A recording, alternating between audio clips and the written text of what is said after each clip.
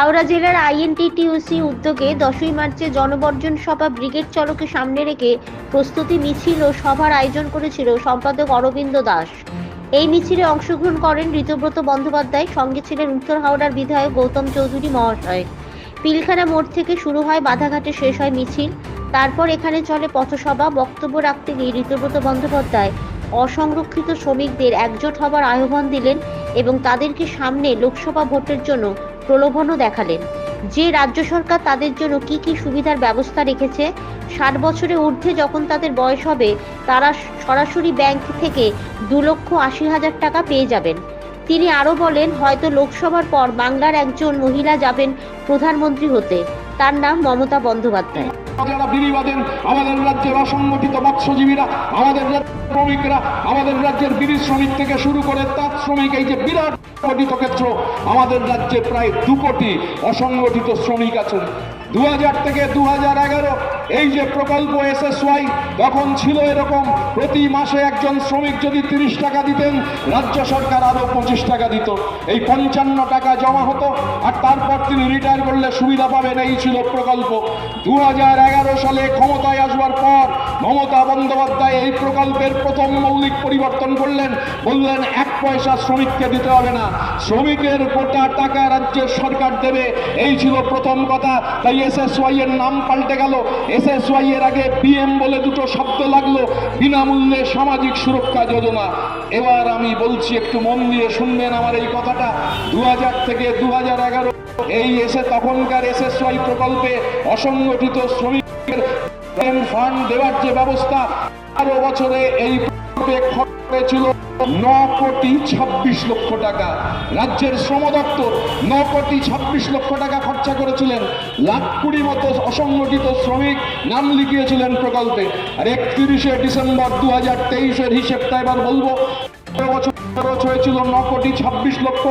গৌতম চৌধুরীরা বিধানসভার সদস্য, বিধানসভায় এই ক্ষতি রাজ্যের মন্ত্রী দিয়ে দিয়েছেন, ইতিমধ্যে বিধানসভায় পুরো পড়ে শুনিয়ে দিয়েছেন।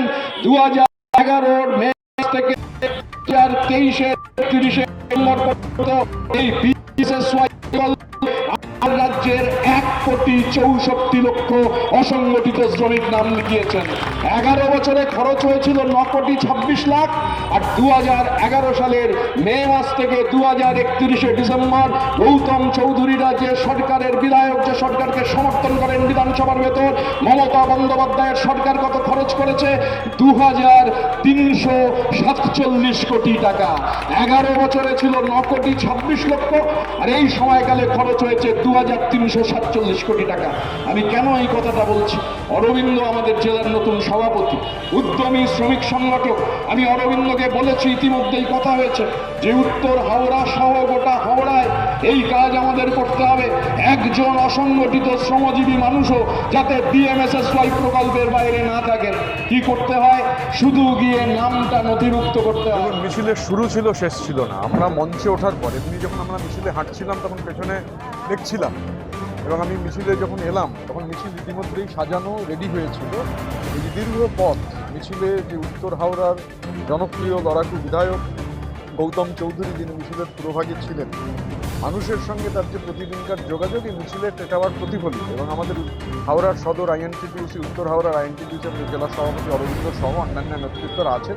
মানুষ স্বতঃস্ফূর্তভাবে সাড়া দিয়েছেন, কারণ বাংলার হকের টাকা যেভাবে ওরা আটকে রেখেছে তার বিরুদ্ধে হচ্ছে এই জনগর্জন সভা সারা রাজ্যে প্রচার চলছে। এবং আজকে চট করে যেটা হয়, 2 কিলোমিটার মিছিল হাঁটার পর মিনিট 10-15-এর বেশি কোনো মিটিং করা যায় না, কিন্তু এখানে একটা প্রায় মিনি সভা দীর্ঘক্ষণ ধরেই চলবে এবং সবাই যেখানে উপস্থিত ছিল, লোক বাড়ছিল, লোক কমছিল না।